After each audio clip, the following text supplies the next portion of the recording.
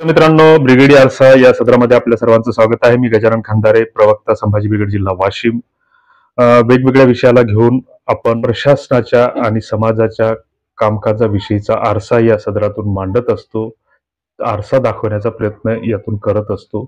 गेल्या काही वर्षांपासून आपण वेगवेगळ्या प्रकारची गुलामी स्वीकारत आहोत. मग त्याच्यामध्ये शैक्षणिक गुलामी असेल, धार्मिक गुलामी असेल, राजकीय गुलामी असेल, आर्थिक गुलामी असेल. सोबतच ही गुलामी एक प्रकारे आपल्याला वेठ बिगारासारखी बनवत आहे आणि विशेषतः 2014 नंतर या गुलामीनं बराच वेग पकडलेला आहे. तुम्ही आम्ही सर्वसामान्य माणसं, मध्यमवर्गीय, रोजगार, नोकरदार सर्वजण वेगवेगळ्या गुलामीमध्ये आपण भरकटत चाललेलो आहोत. आपण कुठेतरी अगतिक बनत आहोत, लाचार बनत आहोत, भिकारी बनत आहोत. तुम्ही आम्ही सर्वजण भिकारी आहोत. फक्त आपली कॅटेगरी वर्गवारी ही वेगळी वेगळी आहे. शासनाच्या वेगवेगळ्या योजनावर तुम्हाला आम्हाला अवलंबून राहावं लागतं.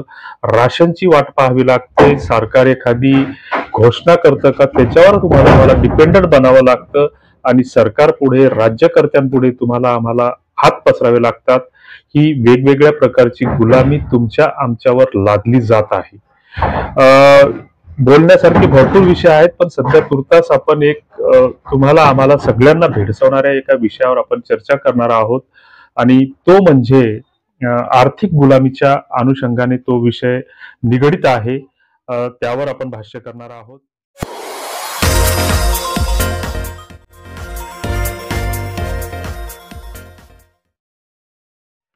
विशेष म्हणजे सध्या राज्यात चर्चेत असलेली लाडकी बहीण योजना ही सगळ्यांच्या तोंडी आलेली आहे.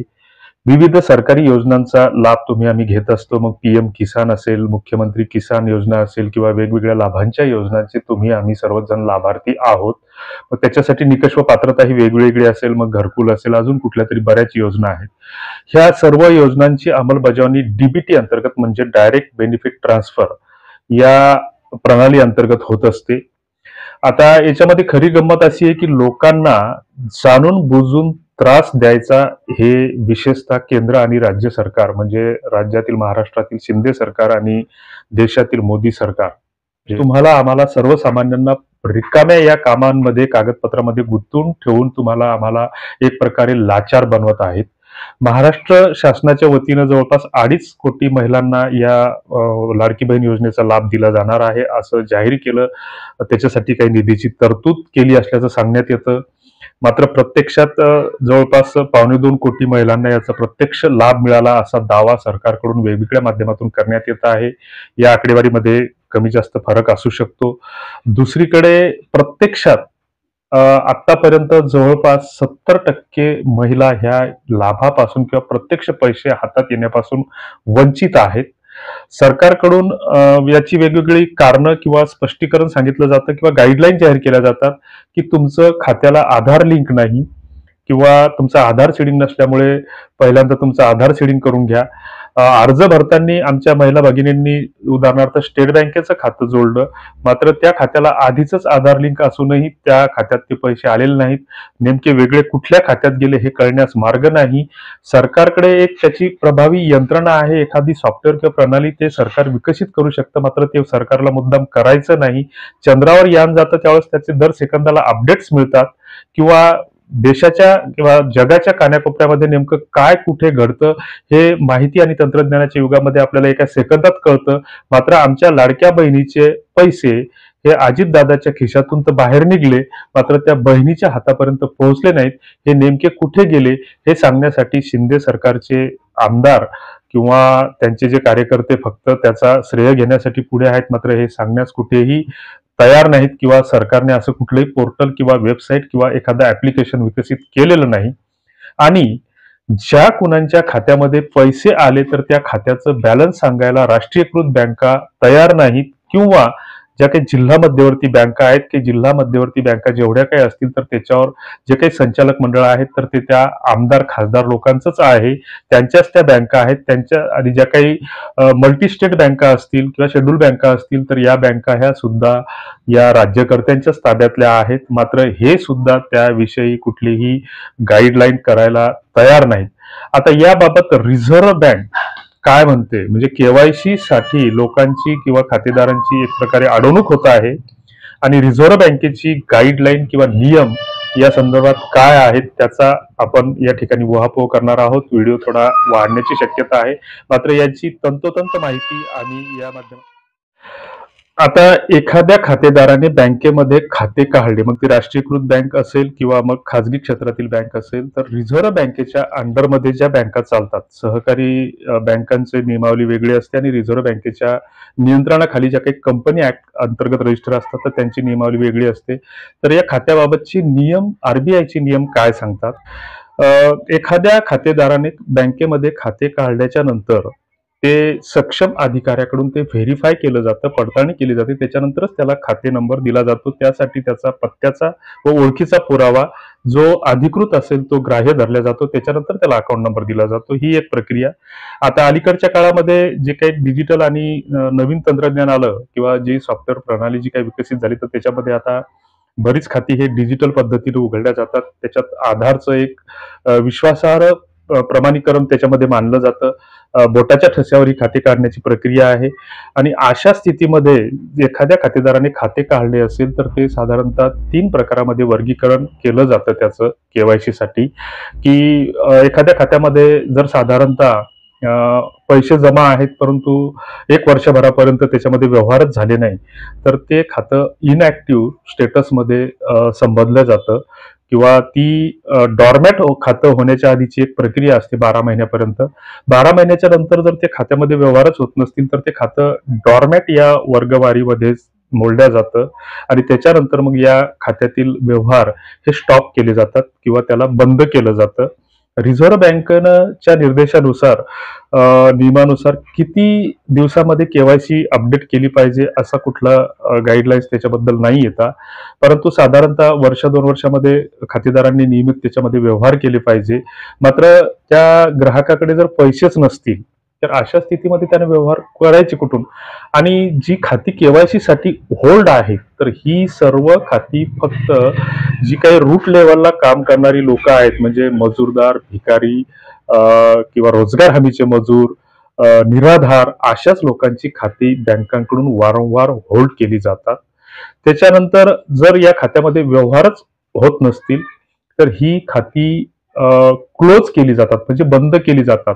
मात्र ग्राहकाच्या संमतीशिवाय ही बंद करण्याची जी काही प्रक्रिया आहे तर ही थोडीशी अनाकलनीय आहे, म्हणजे डोक्यात न घुसणारी आहे. ही या संदर्भात कुठले कायदेशीर नियम आहेत हे माहीत नाही, परंतु हे आमच्या मते एक नियमबाह्य काम आहे. दुसरीकडे रिझर्व्ह बँकेने केवायसी म्हणजे नो युअर कस्टमर, म्हणजेच खातेदाराने वेळोवेळी आपली ओळख सत्यापित करणे बँकांकडे आवश्यक आहे असं रिझर्व्ह बँकेचा नियम सांगतो. ती किती दिवसाच्या कालावधीमध्ये किंवा जसं आता एखादा जर पेन्शन धारक असेल किंवा निराधार असेल तर त्याला दरवर्षी वर्षभरात नोव्हेंबरच्या नंतर साधारणतः ही प्रक्रिया सुरू होती की त्याला हयात प्रमाणपत्र म्हणजे जिवंत असल्याचा पुरावा त्याला द्यावा लागतो. आता त्याला जीवन प्रमाण हे आधार प्रमाणीकरणाद्वारे सुद्धा केलं जातं. तो द्यावा लागतो. मात्र केवायसी किती दिवसांनी किती कालावधीत केली पाहिजे याबाबत कुठलेही असे स्पष्ट निर्देश नाहीत. मात्र जाणून बुजून लोकांना त्रास देण्यासाठी ही प्रक्रिया चालू आहे. या मागचं नेमकं कारण काय आहे की खातेदारांनी खातं आपलं सत्यापित म्हणजे केवायसी का आणि कशासाठी करावी? तर जे काही मनी लॉन्ड्रिंग असेल किंवा अतिरेकी संबंधी कारवाया असतील किंवा जो काही चुकीचा पैसा त्या खात्यामध्ये येत असेल तर अशा या गोष्टींना आळा घालण्यासाठी ही केवायसी करणं अत्यावश्यक आहे असं रिझर्व्ह बँकेचं म्हणणं आहे. मग आता ही खाती नेमकी कुणाची आहेत? म्हणजे 2014 मध्ये आमच्या दाढीवाल्या बाबानं सध्याच्या घोषणा केली होती की भाइयों और बहनों, जनधन का खाता खुलवाओ. आता जनधनचे खाते कोण काढली? ही रूट लेवलच्या लोकांनी काढली. गोरगरीब मजूरदार किंवा जे दारिद्र्यरेषेखाली जीवन जगतात अशा लोकांनी झिरो बॅलन्स मध्ये काढली. आता ते झिरो बॅलन्स वगैरे काही राहिलेलं नाहीये. त्या सरकारनं फक्त लुटणं सुरू केलेलं आहे. बरं, आता ही खाती कोणाची आहेत? सूक्ष्म प्रयोजनातली, ज्याला सरकार जनधन म्हणतं, तर ती बँकेच्या भाषेमध्ये त्याला टायनी अकाउंट किंवा सूक्ष्म खातं असं म्हटलं जातं. तर ही खाती आहेत कोणाची? रोजगार हमीच्या मजुरीवर काम करणारे लोक, दुसरीकडे छोटे मोठे व्यवहार करणारे, गटाचं काम करणाऱ्या महिला, मजुरी करणाऱ्या महिला, शाळेचे विद्यार्थी अशा लोकांची खाती आहेत. आता यांच्यावर संशय घेण्यासाठी यांच्या खात्याला नेमके कुठून पैसे येतात? तर असं व्हायला नको. आपण हे मान्य करू, की खातेदार एखाद्यानं चुकीचा खाते क्रमांक देऊन त्याच्यामध्ये चुकीच्या खातेदाराकडे हे पैसे गेले नाही पाहिजे, त्याला आळा घालणं एक ठीक आहे. परंतु तुमचं के-वाय-सीची जी काही प्रक्रिया आहे, तर आता बरंच एन-बी-एफ-सी अंतर्गत किंवा ज्या काही काही बँका आहेत, तर ह्या डिजिटल म्हणजे अद्ययावत जे तंत्रज्ञान आहे, ते डिजिटल प्रणालीचा वापर करतात. बरेच तुम्हाला असे क्रेडिट कार्ड मिळतात किंवा असे लोन्स मिळतात, मनी व्ह्यू लोन असेल किंवा अजून ज्या काही एन-बी-एफ-सी अंतर्गत ज्या काही कंपन्या आहेत मोठमोठ्याल्या, तर ह्या कंपन्या कुठेतरी दिल्लीत बसून तुमचा खातेदाराची के-वाय-सी करतात. म्हणजे त्याच्यामध्ये व्हिडिओ के-वाय-सी असेल, आधार आणि पॅन कार्ड तुमचं स्कॅनिंग करतात, तुमचा चेहरा सुद्धा स्कॅन करतात आणि चेहरा स्कॅन केल्याच्या नंतर त्याच्यामध्ये एवढं तंत्रज्ञानानं पुढे गेलेलं आहे, की मी जर माझा आधार नंबर आणि पॅन नंबर टाकत असेल, तर ते लगेच माझं नाव आणि पत्ता पूर्ण डिटेल्स त्याच्यामध्ये दाखवते. डिजी लॉकर सारख्या सुविधा आहेत. त्याच्यानंतर मी जर त्याच्या जागी जर दुसऱ्याचा चेहरा तिथे देत असेल, तर ते डिक्लाइन करतं, डिटेक्ट करत नाही. म्हणजे चेहऱ्याचं सुद्धा स्कॅनिंग एवढ्या प्रभावीपणे होते आणि स्टेट बँकेसारख्या बँका ही म्हणजे भारतातील सर्वात मोठी बँक आहे. बेंगलोरला तिचं एक खूप मोठं सॉफ्टवेअरचं हब आहे आणि तिथून ही सगळ्यात मोठी त्यांची एक विकसित अशी एक प्रणाली ही बँक वापरते. मग ह्या बँकेकडे ही प्रणाली त्यांनी वापरात का आणू नये? डिजिटल के-वाय-सी सारखी किंवा ई-के-वाय-सी केल्याच्या नंतर खातेदाराला या जाचक याच्यातून मोकळं केलं पाहिजे, ही एक सर्वसाधारण अपेक्षा आहे. मात्र हे न करता याच्या मागे सगळं सरकारी हस्तक्षेप आहे आणि हे न करता तुम्हाला, आम्हाला, आमच्या बाया माणसाला 4-4 घंटे, 2-2 दिवस या लाईनीमध्ये ताटकळत बसावं लागतं. बरेच लोक असे आहेत की मजुरीसाठी, कामासाठी नाशिक, गुजरात, सुरत या भागात गेलेले आहेत आणि त्यांच्या खात्यामध्ये ते व्यवहार करत असताना तिथे अचानक त्यांचे पैसे निघत नाहीत, खात्याला होल्ड असतो आणि त्यांना सांगितलं जातं की तुमच्या होम ब्रँचला जा. ते बोंबलत रेल्वेचं तिकीट बुक करून इथपर्यंत येतात. 4 दिवसाची, 2 दिवसाची त्यांनी सुट्टी काढलेली असते आणि 2 दिवसात, 3 दिवसात त्यांचं काम होत नाही आणि अशा स्थितीमध्ये त्यांचा जो काही इचका पचका होतो, तर हे वेगळं सांगायची गरज नाही. हे सर्व जाणून बुजून सोयीस्कर होते. याविषयी आमचा कुठला आमदारही बोंबलत नाही किंवा खासदाराचंही तोंड शिवलेलं आहे. हे त्यांचं या गोष्टीकडे लक्ष नाही, मात्र रिकाम्या गोष्टींकडे त्यांचं लक्ष आहे. त्यांचं लक्ष फक्त तुमच्या आमच्या सावडण्याच्या कार्यक्रमाला भेटी देण्यासाठी, लग्नासाठी, गणपतीच्या आरत्या करण्यासाठी आणि आता नवरात्रात पुन्हा आरत्यांसाठी ते ताफ्यासह हजर होतील. मात्र बँकेमध्ये काय सुरू आहे, तहसीलमध्ये काय सुरू आहे, पंचायत समितीमध्ये लोकांचं कसं शोषण होते, यावर त्यांचं कुठलंही लक्ष नाही. तर ह्या गोष्टी कुठेतरी बंद झाल्या पाहिजेत, थांबल्या पाहिजे असं आम्हाला वाटतं. तुम्हाला काय वाटतं ते कॉमेंट बॉक्समध्ये नक्की कळवा.